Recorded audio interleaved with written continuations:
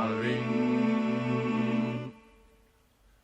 Vieja barriada sin fin. Junto al buceo sientan el latín, viejo Palermo, barrio Surgentil, Jacinto Vega, nuestra voz. El pantalón tocó la voz. Para muchos, el barrio es su primera patria. Allí se forjan las primeras historias, hacemos nuestros primeros amigos, transcurren las primeras anécdotas de vida.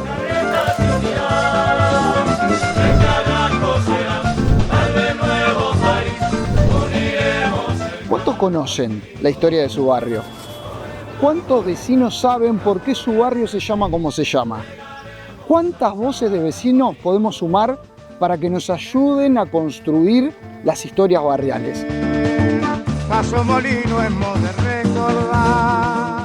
Cada barrio tiene un sinfín de historias que lo hacen único y le dan un sentido de identidad. Relatos de migrantes, hazañas deportivas, luchas sociales, mitos urbanos, que a su vez se van trasladando de generación en generación. El Cerro Piel, Villa Española y Peñarol. Porque conocer la historia de los barrios es descubrir la historia de los vecinos y a través de sus relatos conocer la historia de la ciudad. Bienvenidos, esto es Fix Barrios.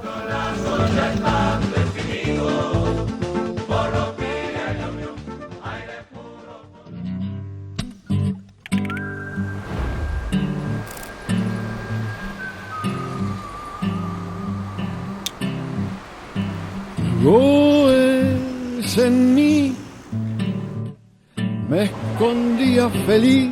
Goes nació como un barrio de encuentros, como un punto de conexión entre lo rural y lo urbano, en el contexto del ensanche de Montevideo. Entre la antigua Plaza de las Carretas y el mercado agrícola se fue tejiendo una trama única de transporte, inmigrantes, tranvías, vida popular y la actual terminal Goes. Hace tiempo Un barrio que late al ritmo del carnaval, con tablados, colores y tradición popular. Testigo vivo de una Montevideo que no deja de transformarse. Bienvenidos a Fix Barrios. Bienvenidos al barrio Goes.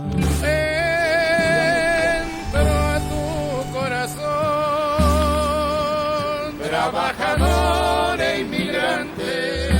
Todos los barrios tienen una esencia, una identidad, características que son propias. Goes es un barrio efervescente y es por eso que los invitamos en esta segunda parte a recorrer parte de su historia de la mano del testimonio de algunos de sus vecinos. Estaremos visitando la Plaza de Deportes número 2, el Palacio Sudamérica, la reconstrucción del barrio y obviamente que no puede faltar en la historia del Goes la presencia del club de básquetbol. Los invitamos a la segunda parte de Goes, aquí en Fix Barrios.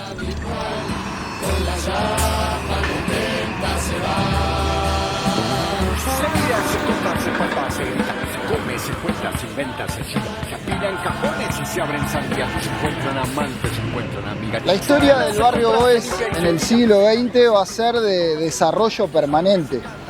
Y uno de los puntos importantes en ese desarrollo va a tener lugar allá por el año 1916, cuando el Estado considere necesario, de acuerdo a la cantidad de gente que había acá en la barriada, crear la Plaza de Deportes número 2. ¿Cuál era el objetivo? Fomentar el deporte entre la población y particularmente en el barrio Goes.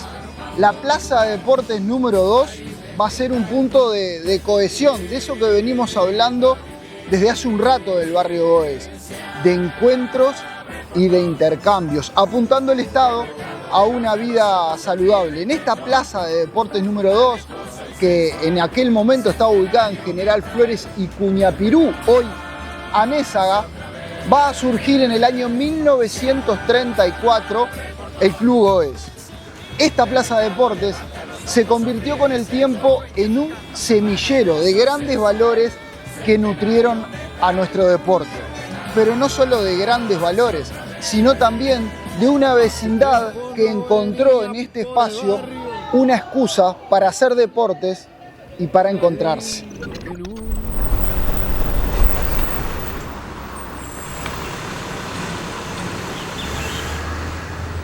En el año 1933, diferencias a la interna de Aguada hizo que un grupo de jóvenes decidiera separarse y fundar una nueva institución.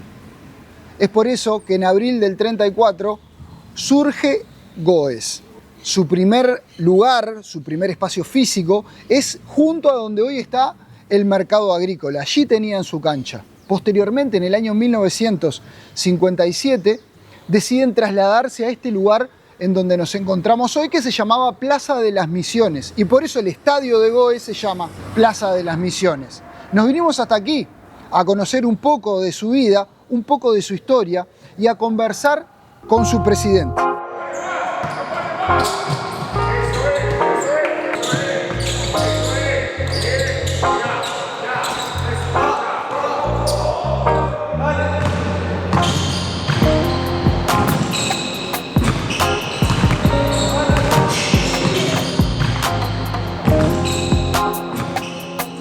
Bueno, Jorge, muchas gracias por recibirnos en uno de tus hogares.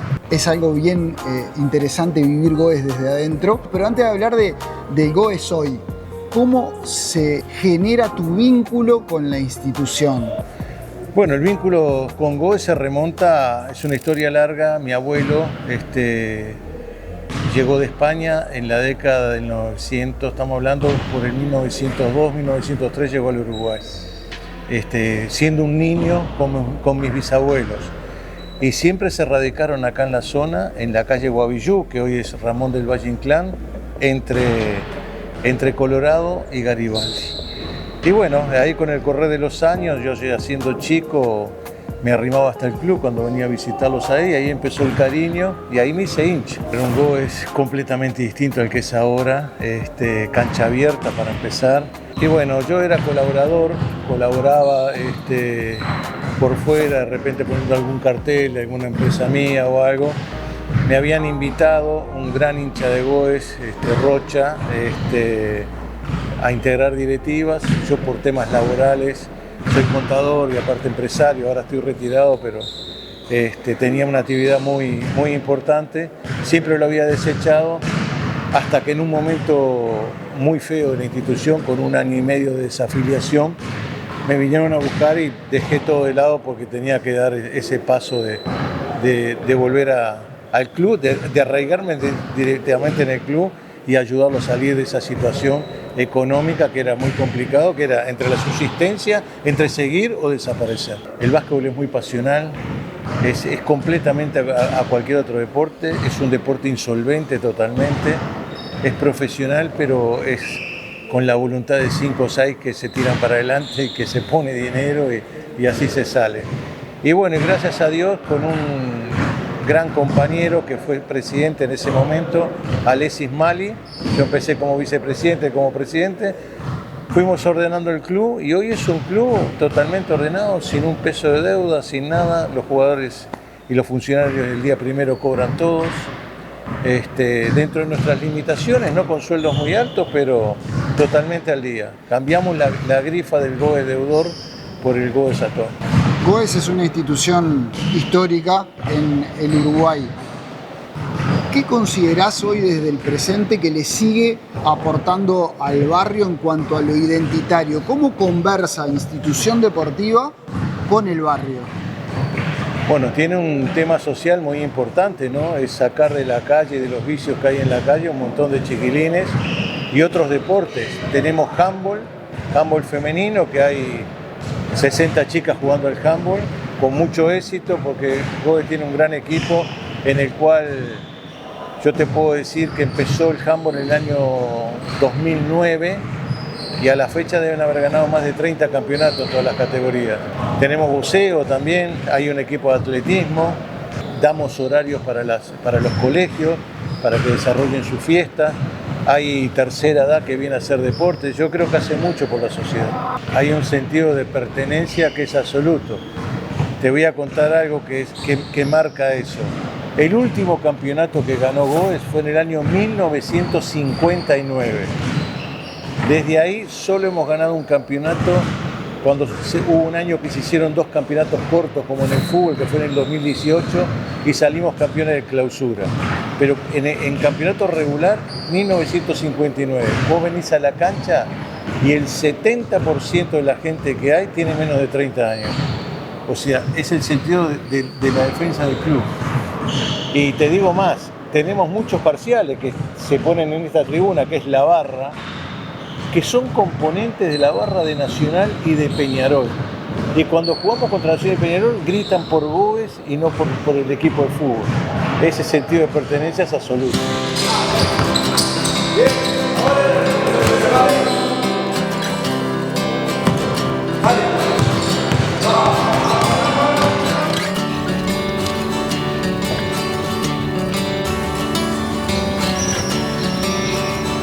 Nos encontramos en la esquina de Colorado y Porongos, una de las esquinas donde se encuentra el estadio de Goes. Allá por el año 1928 se denominó a esta plaza como Plaza de las Misiones. Por eso es que hoy el estadio de Goes recibe este nombre, Estadio de las Misiones. Y se habla del misionero. Anteriormente, cuando el estadio estaba junto al mercado agrícola, hablaban de él como la Leonera, parte de la historia del Club Goes que le da identidad a esta barriada.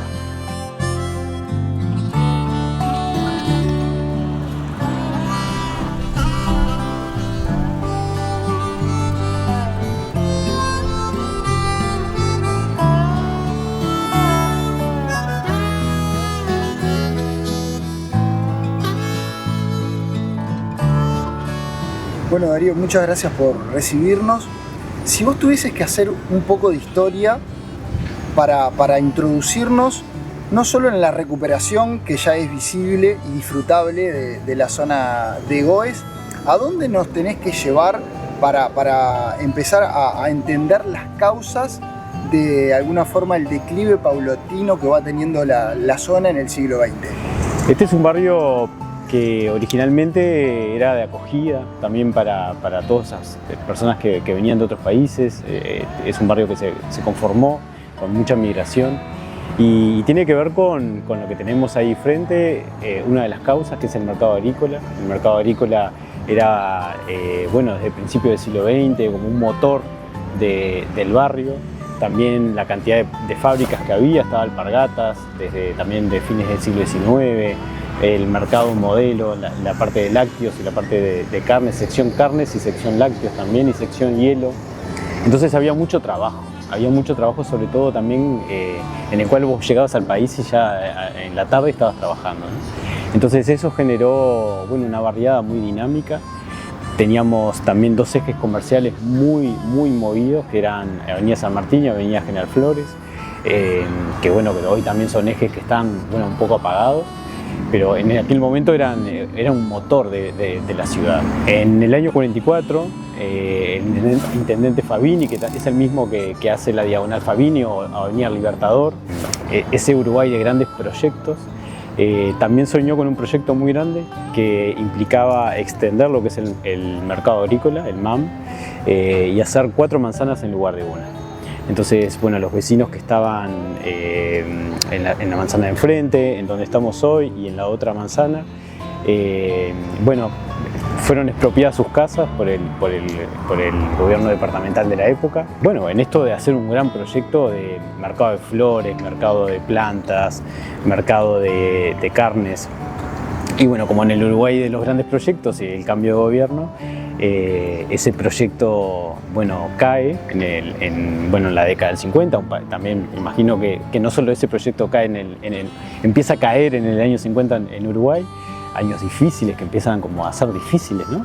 Y bueno, ese proyecto cae, todas estas casas, todas estas 3 manzanas son expropiadas y las casas quedan vacías. Y eso generó que, bueno, esas casas empiezan a ser ocupadas.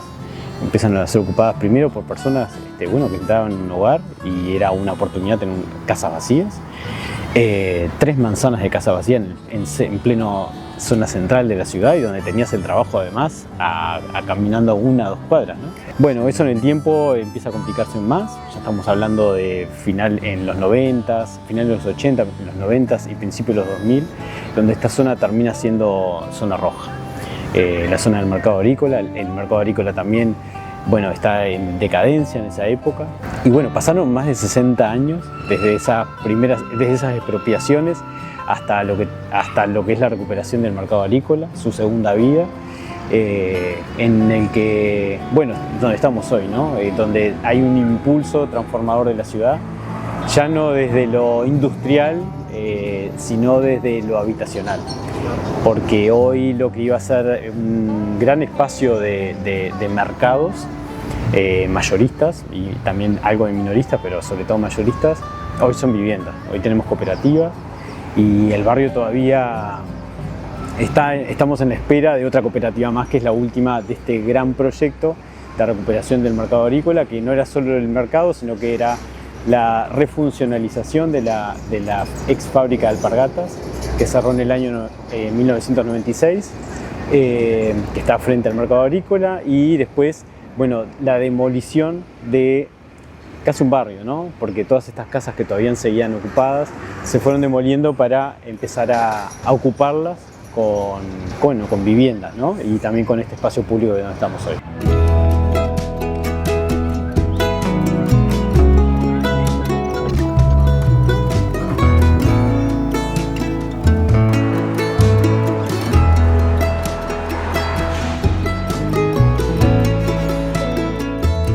Quien pasea hoy por el barrio Goes no se imagina, quizás, si no es un vecino que vivió toda su vida acá, o las nuevas generaciones, no pueden llegar a imaginarse lo que fue este lugar allá por la década del 30, del 40, del 50, del 60, del siglo XX. Es que el Palacio Sudamérica era un punto de referencia ineludible de la noche montevideana.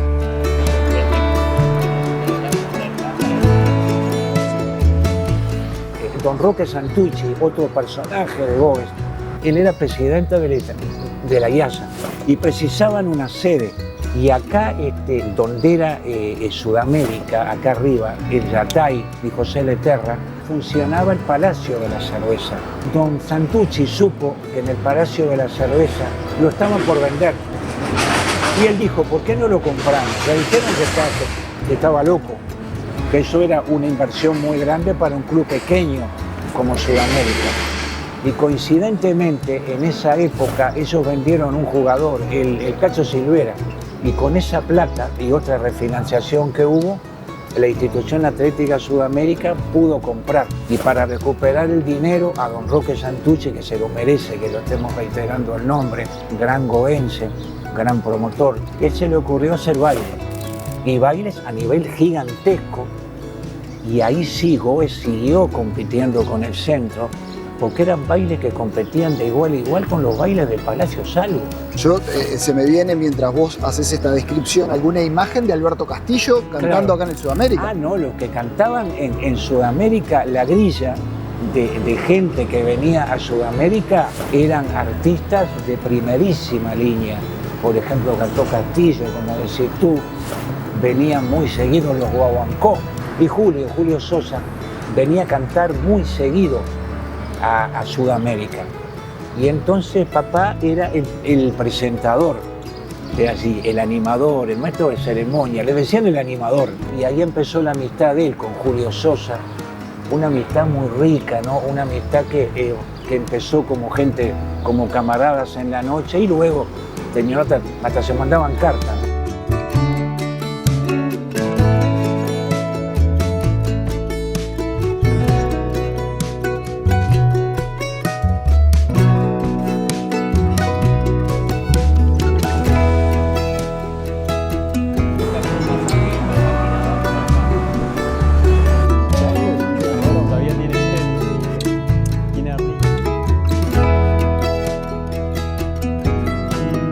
Darío, ¿dónde estamos? Porque acá hay un contraste terrible entre el pasado y el presente, pero guíanos a ver, enseñanos, ¿dónde estamos? ¿Qué hay acá? Estamos en lo que era la ex fábrica de alpargatas, en lo que era la fábrica de alpargatas. La fábrica de alpargatas arranca en Argentina primero, finales del siglo XIX, después se viene para acá y son dos grandes empresas que había, dos grandes fábricas que había de origen inglés, que arranca con este edificio, que lo arrancan a construir a principios del siglo XX en etapas, y es idéntico al que está en La Boca, que hoy también es un complejo de viviendas, y bueno, hoy actualmente es un complejo de viviendas que tiene 500 viviendas. En este edificio vivimos aproximadamente unas 1.500 personas. Es un edificio muy grande, debe ser de los más grandes de Montevideo. Y enfrente tenemos también en lo que era de la fábrica, el anexo de la fábrica, y también el anexo de la fábrica en donde tenían su mutualista las obreras y los obreros de alpargatas.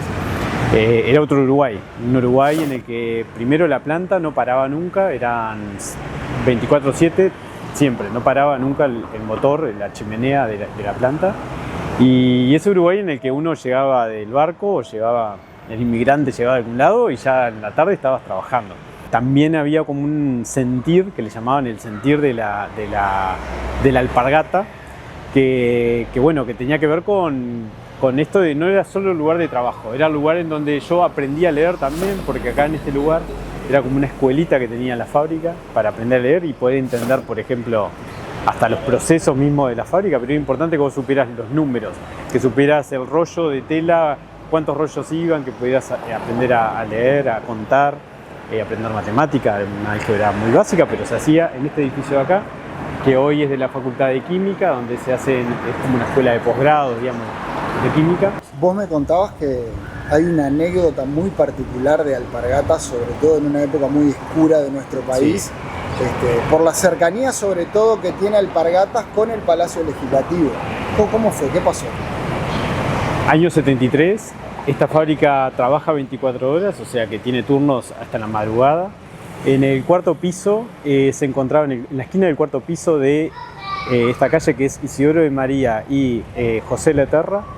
Desde el cuarto piso se ve el Palacio Legislativo, todo el entorno del palacio.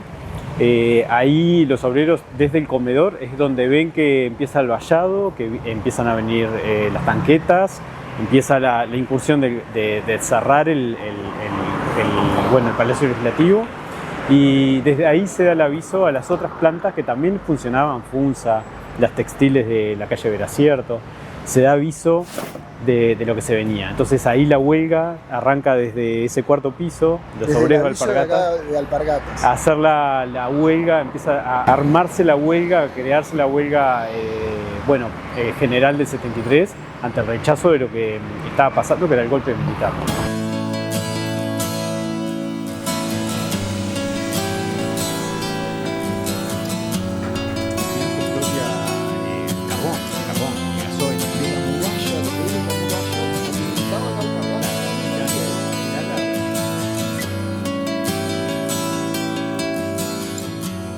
Estamos en lo que es el patio de la ex fábrica de Alpargatas. En este lugar estaban los galpones donde se acopiaba, digamos, la producción, parte de la producción. Y parte de la producción también se enviaba por acá una entrada que existía por debajo y atravesaba la calle por debajo en un túnel, un trencito, y iba hasta el salón de ventas que estaba enfrente. Hoy este espacio es un espacio comunitario. En este edificio vivimos unas 500 familias. Bueno, convivimos, este es uno de los espacios de convivencia que tenemos, que cuidamos mucho también y que disfrutamos. Esto, imagínate el ruido que había de máquinas, esta chimenea alimentaba... Hoy nos hablabas de la chimenea, ¿no? Esto es lo que queda, de las cosas que quedan originales del edificio, de la fábrica. Bueno, había muchos motores por todos lados, pero esto alimentaba una central de energía, porque se necesitaba mucha energía, que no bastaba la que le proveía la central Calcaño, que es la que estaba donde hoy es la muralla, estaba acá cerca. Entonces tenía su propia planta de producción, ¿no? De energía. Lo que queda del edificio es la estructura, es la cáscara, las columnas, las paredes, pero después, todo el resto obviamente es nuevo.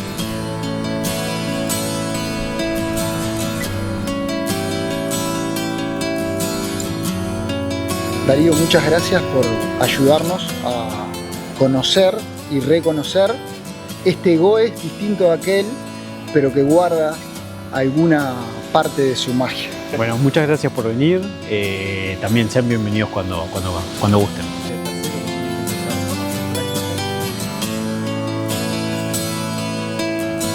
Los vecinos son la parte más importante de los barrios. Y es por eso que para recorrer este segundo capítulo de Goes y su historia, fuimos a buscar los testimonios nuevamente de Ángel, de Darío y de Jorge, para intentar descubrir cómo aquel barrio Goes sigue latiendo en este siglo XXI. Goes es un barrio efervescente que recuerda con orgullo su pasado, pero que también se enorgullece de su presente. Gracias por acompañarnos y recuerden que nos vemos por aquí, por Fix Barrios.